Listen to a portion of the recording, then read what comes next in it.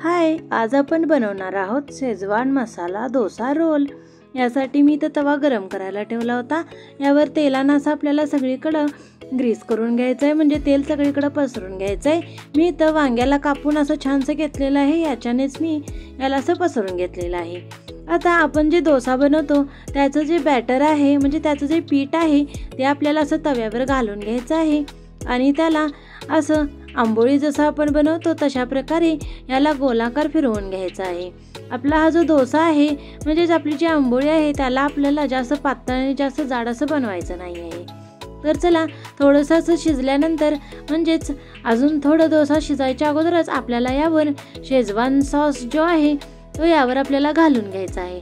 तर बघा, अशा प्रकारे शेजवान सॉस जो आहे ते मी इथं घालून घेतलेला आहे।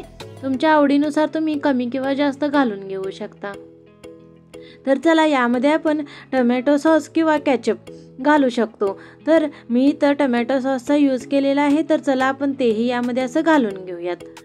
आणि हे जे दोन्ही आहे कढईच्या सहाय्याने आपण याला चांगलं पसरून घेऊयात।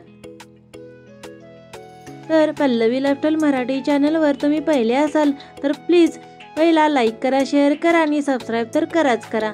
आणि माझी ही रेसिपी तुम्हाला कशी वाटली तीही जरूर बघा आणि लास्टपर्यंत ही रेसिपी जरूर बघा, म्हणजेच हा मसाला डोसा रोल आहे तो किती छान बनतो, अगदी हॉटेलसारखाच बनतो।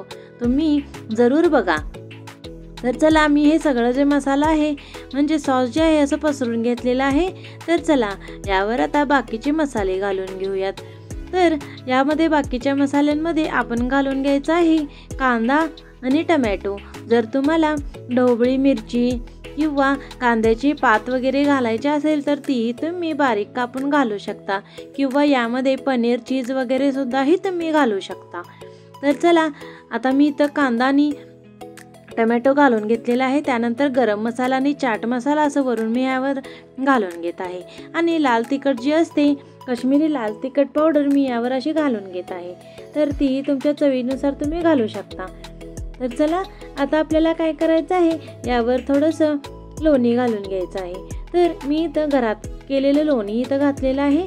तर चला, लोणी यावर घालून घेऊयात आणि सगळीकडे पसरून घेऊयात। आणि तर आपण जेव्हा हा डोसा बनवेल तेव्हा गॅसची फ्लेम जी आहे ती एकदम लो ठेवायची आहे, नाहीतर आपला जो डोसा आहे खालच्या साईडून करपून जाईल। त्यामुळे पहिल्यापासून लास्टपर्यंत आपल्याला गॅसची जी फ्लेम आहे एकदम लोच ठेवायची आहे। लोणीला सगळ्याकडे असे पसरून घ्यायचं आहे आपल्याला। तर चला, आता लोणी घातल्यानंतर जर तुम्हाला पनीर वगैरे चीज घालायचं असेल तर लोणी घालून फुल्ल वितळल्यानंतर तुम्हाला त्यानंतर बाकीचे इन्ग्रेडियंट घालायचे आहेत। तर चला, अशा प्रकारे तुम्ही एवढं घालून असं रोल बनवू शकता। तर बघा, अशा प्रकारे साईडच्या ज्या कडा आहेत त्या सगळ्या काढून घेऊयात। अशा प्रकारे आपल्याला रोल करायचा आहे। जर तुम्हाला कांद्याची पात, कोथिंबीर वगैरे घालायची असेल तर या स्टेपलाच तुम्ही घालून घ्या। तर चला, यावर आपण घालून घेऊयात थोडीशी कोथिंबीर। तर बघा, कोथिंबीर घातल्यामुळे याची जी टेस्ट आहे खूपच छान लागते। तर चला, कोथिंबीर सगळीकडे पसरून घेतलेला आहे। आता चला, आपण हा जो डोसा आहे त्याचा अशा प्रकारे रोल बनवून घेऊयात। तर असं एका साईडला करत करत आपल्याला याला प्रेस करून घ्यायचं आहे, म्हणजे आपला जो रोल आहे खूपच छान बनतो। तर चला, यावर सुद्धा तुम्ही बटर किंवा लोणी लावून दोन्हीकडून असं छानसं भाजू शकता। तर चला, पल्लवी लाईफस्टाईल मराठी चॅनलला लाईक करा, शेअर करा आणि सबस्क्राईब तर कराच करा।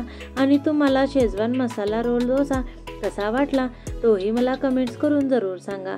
आणि आपण गरमागरम डोसा गरम गरम असा सर्व करूयात। तर तुम्ही याला एकामध्ये दोन असं कट करून सर्व करू शकता। तर चला, याला आपण एका प्लेटमध्ये असं सर्व करूयात। वरून थोडीशी कोथिंबीर घालून आपण याला असं सर्व केलेलं आहे। माझा हा व्हिडिओ लास्टपर्यंत बघितल्याबद्दल खूप खूप धन्यवाद। Thanks for watching. Thank you so much.